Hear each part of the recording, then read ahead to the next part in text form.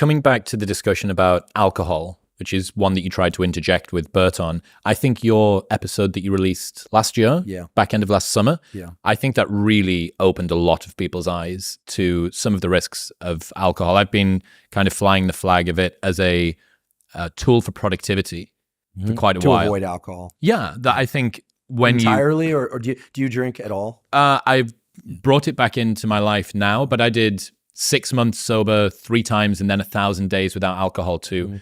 But yeah, I'm seeing right now a huge pushback against unseen, unintentional drinking.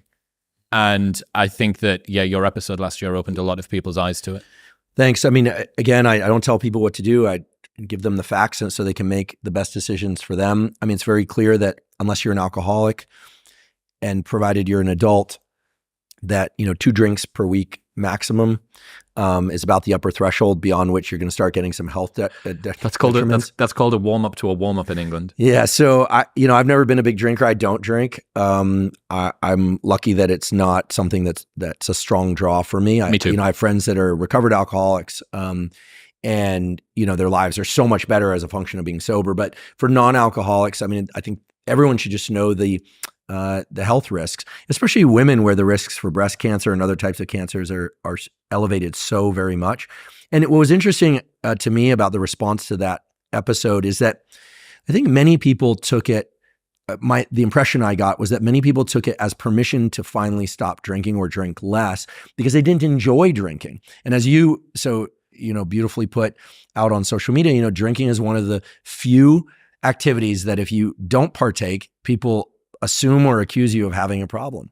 And it's just wild. I mean, like, why would that be? And I think it also once actually I was out to dinner with a colleague years ago and I declined drinking that evening. I was just talking to the visiting speaker and she said, God, that's so boring. And I thought, well, first of all, I don't have a problem saying what's on my mind without alcohol, right? I don't have a excessive GABAergic inhibition. So I'll say what I want to say, as best I can. But, I think drinkers don't like people who don't drink because it takes the fun out of it for them.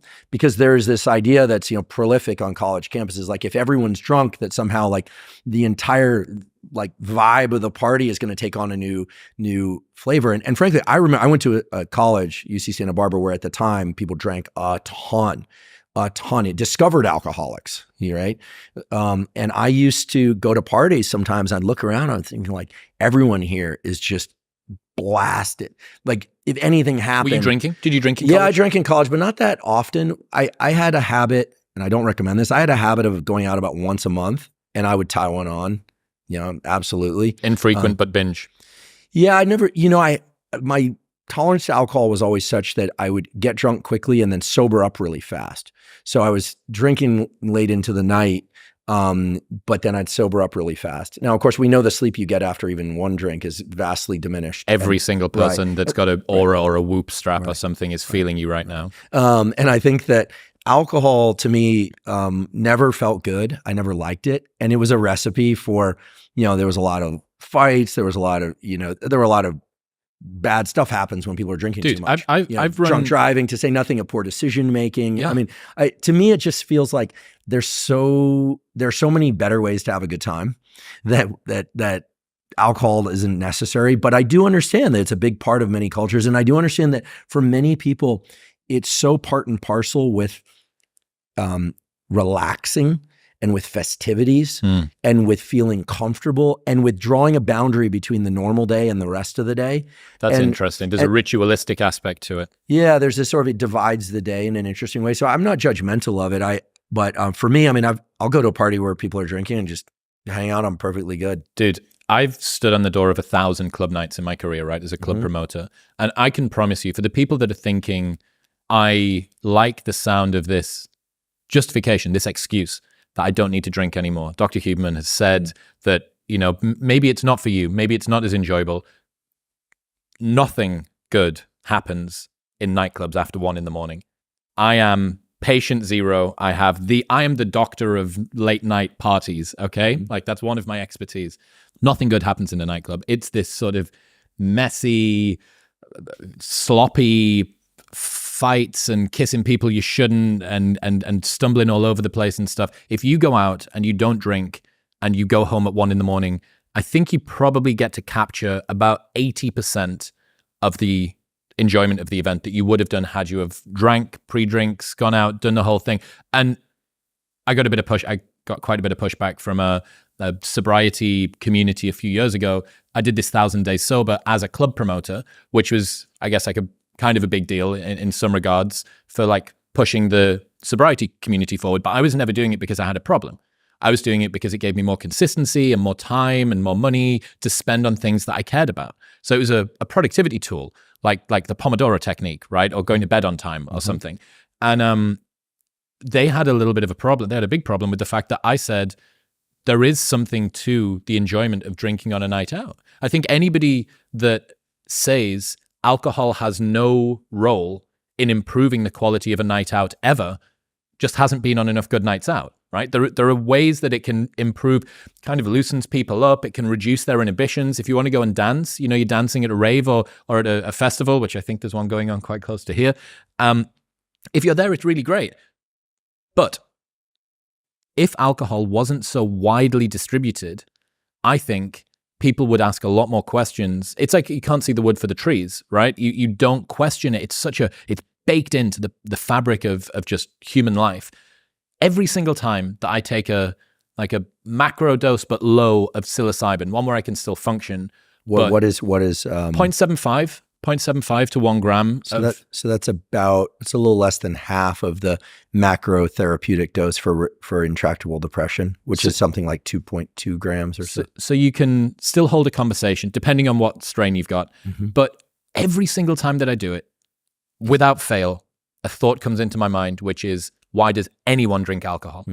Why does anybody do it? Because I'll go to bed, my HRV, my recovery's fine. The next day, maybe I'm a little bit tired. Like I've had a lot of activation. I've been super energetic. Very little hangover. On the evening, I don't do stupid things. It makes me want to say nice things to all of my friends. My thoughts are sharper than they were before. Sometimes they're silly, but they're sharper.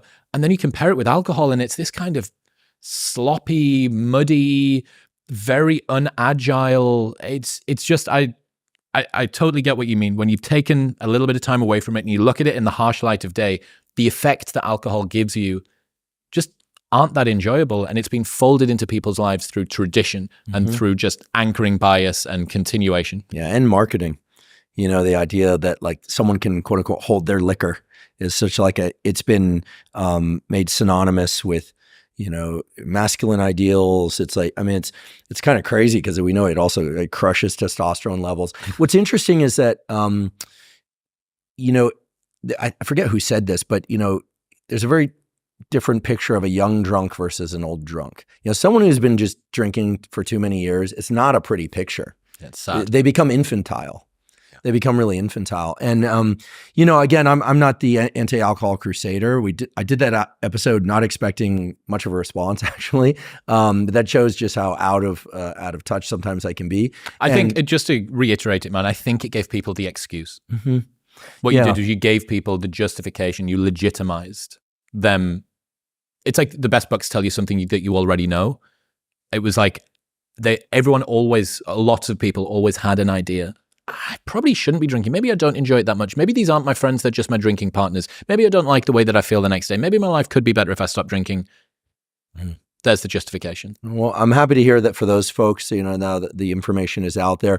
I was accused several times on Twitter /X of taking all the fun out of parties at least in the Bay Area. But I'll tell you, I grew up in the Bay Area. The good parties ended a long time ago. But they still exist. I think they're, and when I say other ways to have fun, I don't mean like, oh, everyone should sit around and do math or read neuroscience, although for me that's fun. I think in a broader sense, I think there's a shift nowadays that people really think about, how to engage socially in ways that are interesting. I mean, perhaps it's a sampling bias because of the topics that I cover and who talks to me. But like in the Bay Area, there are these Russian banyas. In New York, there's Spy 88. By the way, they don't pay me to say this, but I like to go to this Russian banya down in Wall Street. You go there and, got hot saunas and cold plunge, and people are, young people are there enjoying themselves. And they actually serve alcohol. So sometimes they'll do like little gimlets of vodka or something there. And so, people, sometimes that's part of the The tradition. most Russian thing that I can think of. Shot of vodka whilst hot. Right. So that, and they've got theories as to how that can help. And listen, I think some of those traditions can really be wonderful. But, people are starting to combine socializing with health promoting protocols and, going out and eating good food together, like eating really wonderful food with the social component.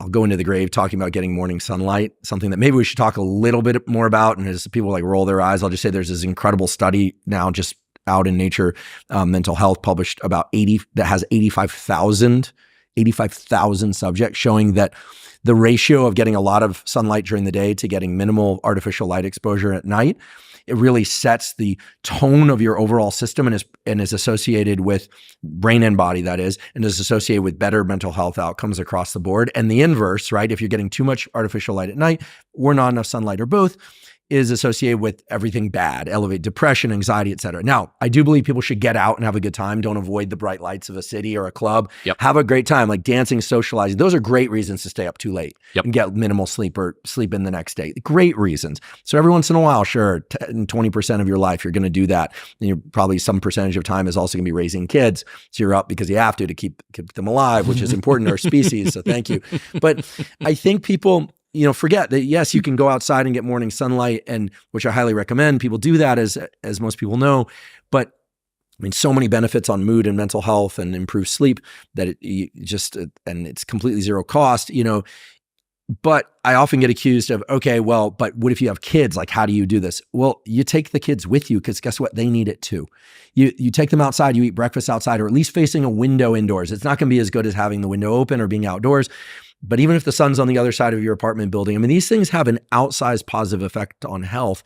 And I'll wager both upper limbs anyway, that many, many, many of the mental health issues that we see nowadays in young people and in adults is the consequence of disrupted circadian rhythms because of a lot of time in a two-dimensional screen space, which I'm not condemning. I spend time on and put out most of my content on social media and YouTube, Apple, Spotify, right? And in addition to that, the lights are too bright at night and they're not getting enough sunlight during the day. And an important thing to understand about our circadian/health, circadian system and health is that in the morning and throughout the day, your eyes are less sensitive to light and you need more of it in order to get what you need, okay, broadly speaking. And at night, your eyes are far more sensitive to artificial lighting, and you need far less of it in order to disrupt your circadian system in bad ways, disrupt your mental health. Now, does that mean you have to walk around with sunglasses at night and dim all the lights in your house? Well, no, but you could afford to dim them a little bit.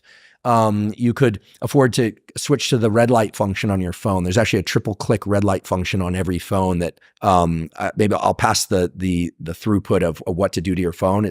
Which allows you to accessibility functions on iPhone. I think mine goes to grayscale when I do that. Yeah, you can. Yeah, so you can have it switch to grayscale or to purely red. Eliminate the blues. A trick that my friend Rick Rubin taught me. I was like, oh, this is great. You don't necessarily have to purchase blue blocker glasses or anything like that. We'll get back to talking to Andrew in 1 minute, but first, I need to tell you about AG1. AG1 is a product that I've been using every single day for over 3 years now. Dr. Huberman himself is a massive fan because it is the most comprehensive foundational daily nutrition supplement on the market. My digestion is so much better since I've started using AG1, and I genuinely can't remember what life used to be like, but when I stop using it, I do not like the way that my body feels. Since 2010, AG1 has led the foundational nutrition revolution, continually refining their formula to create better, smarter ways to elevate your health. AG1 is the supplement I trust to provide the support that my body needs every single day, and that's why they've been a partner for so long. If you want to take ownership of your health, it starts with AG1.